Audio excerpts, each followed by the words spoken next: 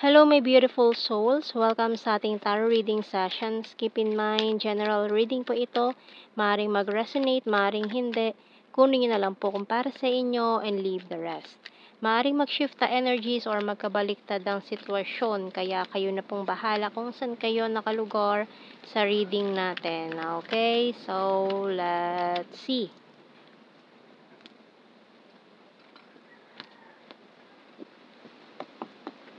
So, we have here the Three of Cups. Oy, celebration card. Maring gusto din ng reconciliation, reunion. Ayan, ayan. Someone is looking at you. And Ten of Pentacles. Two of Cups. The Empress. And the Queen of Cups. Devil.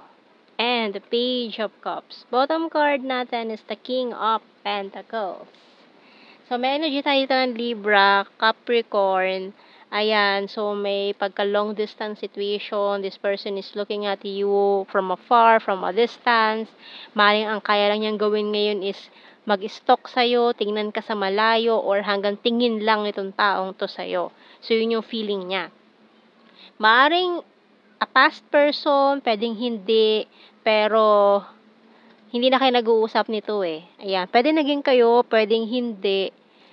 And eventually, bigla na lang kayong hindi nag-usap nitong taong to. So, ngayon, this person is looking at you, parang inisip niya hanggang tingin na lang ba ako? Or may pag-asa pa ba? Ganyan. Or may pag-asa pa daw ba siya? Tingnan natin, anong message ng Archangels. So, maaaring obsessed energy din to, lalo na kung hindi naging kayo. This person is obsessed with you. So we have here comfort by Archangel Azrael. I'm with you in your time of need, helping your heart to heal. Ayan. So, kuha tayo ng mga messages natin dito. Ay, signs and symbol cards muna. So, ayan.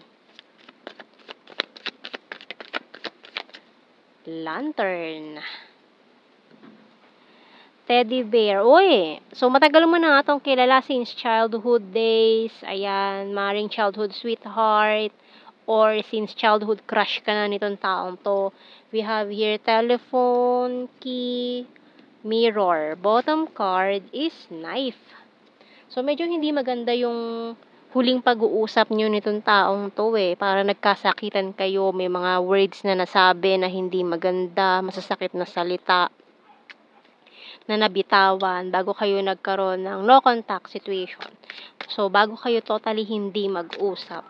So, tingnan natin mga messages natin dito. Tarot messages, oracle cards, so, giving up. So, nag-give up na kayo sa connection na to. Kaya, para nag-decide kayo na wag na mag-usap. So, caught in the middle. You're my inspiration.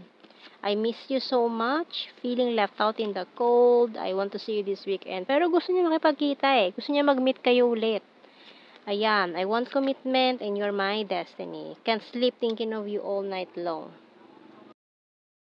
And tingnan natin, the Hidden Truth Oracle card. So, we have here, I wish I could take back my word. So, ito yung mga masakit na salitang nabitawan niya na gusto niyang bawiin, na nagsisisi siya, na nasabi niya yun sa'yo, maring dala lang daw ng galit, or sama ng loob, tampo, ganyan. I hide behind material things. We both know I'm not the one for you. I couldn't let you get close to me. I'm grateful for the spiritual lesson. I'm so attracted to you. Ayan youngster pa kayo nito. Nagkakilala kayo ng taong to. You and I were too young. Just being near you is intoxicating. I want you. Bottom card. So, talagang gusto ka niya no? Nanghihinayang din siya. Bakit humantong kayo sa ganun? And, tingnan natin. Kuha tayo ng mga initials natin dito. U, X, F, T, and letter M. Letter D, Q, Y, I. Bottom card. So, let's see. Sa blue card, kuha tayo ng blue card natin dito. True love. Prophecy and, soulmate. mga soulmate connection, true love pa. Ayan, so, tingnan natin. Let's see sa ating general signs and messages. Mukhang mahaba ang pag-uusap niyo nitong taong ito. Aabutin ng mag-start to ng midnight talks hanggang madaling araw. Kasi marami kayong sobrang na-miss niyo isa't isa eh. Ayan parehas kayo, nami-miss niyo ang isa't isa, pero parang hinayaan niyo na parang tadhana niyo na lang kung magkakausap pa ba kayo ng taong ito.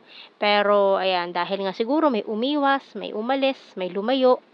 Ayan, and then it's about time na siguro to have this reconciliation kasi parang ang tagal nyo nang may samaan ng loob. So, mahaba-habang usapan ng mangyayari dito. Pwede ring inuman to Pwede ring ayain mo yung tropa and then parang makita nyo isa't isa doon, magkasama kayo sa inuman. And then marami kayong ilalabas na feelings dito sa isa't isa. So, ayan. Mukhang for some of you unexpected. Or, pwedeng plinano niya, maaaring invite ka ng mga family, ng mga friends ninyo to hang out, and then hindi mo alam nandun siya, pero plinano niya yon para magkausap kayong dalawa. Ayan, so mahaba-habang usapan to. Tingnan natin, nature lover, overthinker, private person, October, athletic, 9, animal lover, vulnerable. So, ilalabas nyo yun lahat. Magiging marupok or magiging vulnerable kayo sa isa't isa. We have here, eye contact. Emotional, maglalabasan na talaga ng mga emosyon. Feelings, ayan, long distance talaga.